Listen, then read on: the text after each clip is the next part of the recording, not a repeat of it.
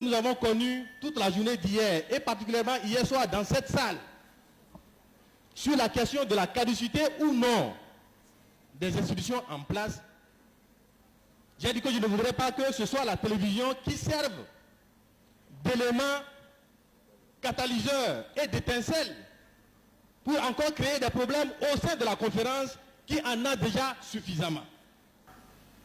Il faut accepter le maintien de l'actuel président de la République qui assurera pendant une période de 6 mois les fonctions de chef de l'État. Il faut accepter la suspension de la loi fondamentale du 26 août 1977 et par voie de conséquence la dissolution de l'Assemblée nationale révolutionnaire et la démission du Sénat.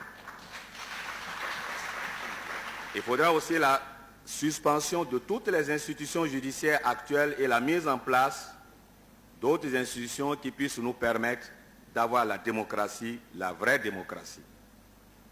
En ce qui concerne la nomination par le président de la République d'un Premier ministre, si cela est retenu par la conférence, il ne faudrait pas qu'il soit un membre du PRPD et non de ces organisations de masse.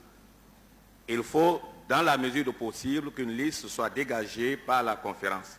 Dans tous les cas, ce dernier doit être un vrai patriote dont les compétences, la moralité et l'autorité seront reconnues par tout le monde parce qu'il s'agit d'un redressement économique, social, politique et culturel. Ce gouvernement sera chargé d'abord de la liquidation des affaires courantes et de l'application du programme d'ajustement structurel modifié comme l'a souhaité M. Bertin Bornand.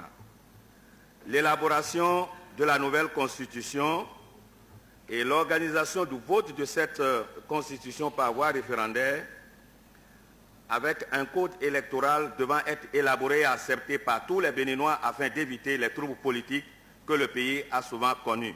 Si une nouvelle constitution doit être élaborée, il est tout à fait normal que nous sachions ce que nous allons mettre là-dedans. Si l'on se rappelle que c'est à la suite de cette option marxiste-léniniste que le nom du Dahomey a été remplacé par celui du Bénin, je dis que nous devons revenir, en fait, du moins, que la Constitution doit statuer pour savoir, en fait, pour décider s'il faut revenir sur le nom Dahomey ou maintenir le nom Bénin. Ensuite, enlever le mot populaire, que certains ont déjà annoncé ici. Et puis le drapeau, c'est à la suite de cette proclamation que nous avons le drapeau vert que nous avons devant nous, avec une étoile là-dedans. Il faut faire en sorte que le choix que nous aurons à faire fasse en sorte que rien ne soit plus comme avant 1972, ni comme avant 1989. On dit, est-ce que c'est un coup d'état civil ou c'est quoi? Si c'est un coup d'état civil, toutes les décisions qui seront prises ne nous engagent pas. Nous n'avons pas dit que nous allons faire un contre-coup d'état. Nous sommes chefs de l'État.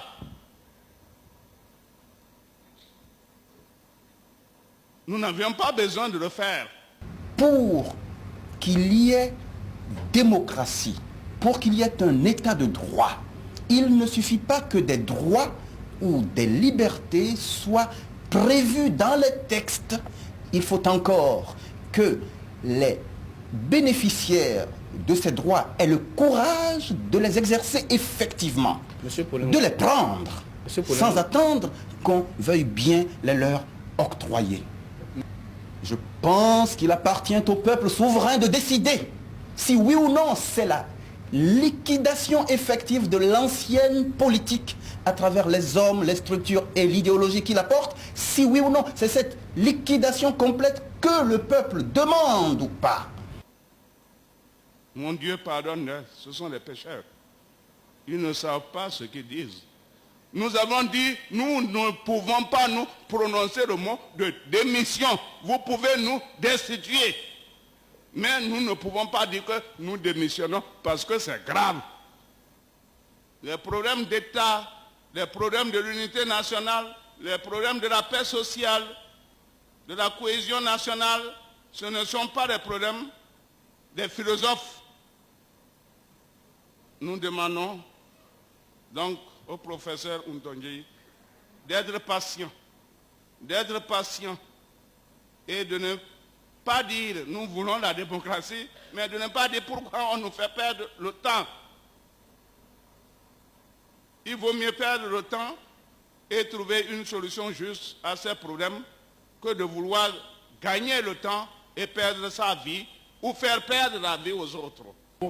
La Banque mondiale a fait un certain nombre d'audits sur ce système bancaire qui était géré en dépit du bon sens.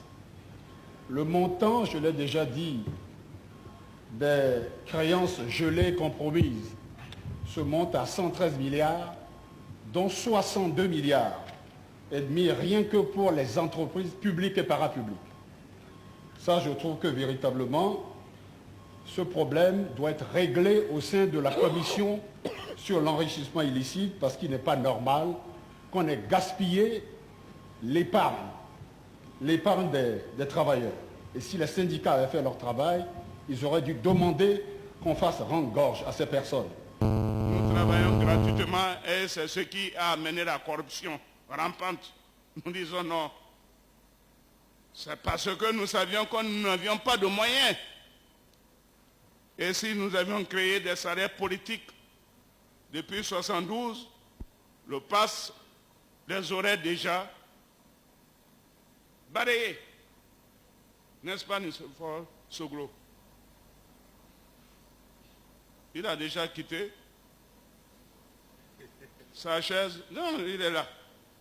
Il est là, comme le dirait l'autre. Il est là. Non, il est là.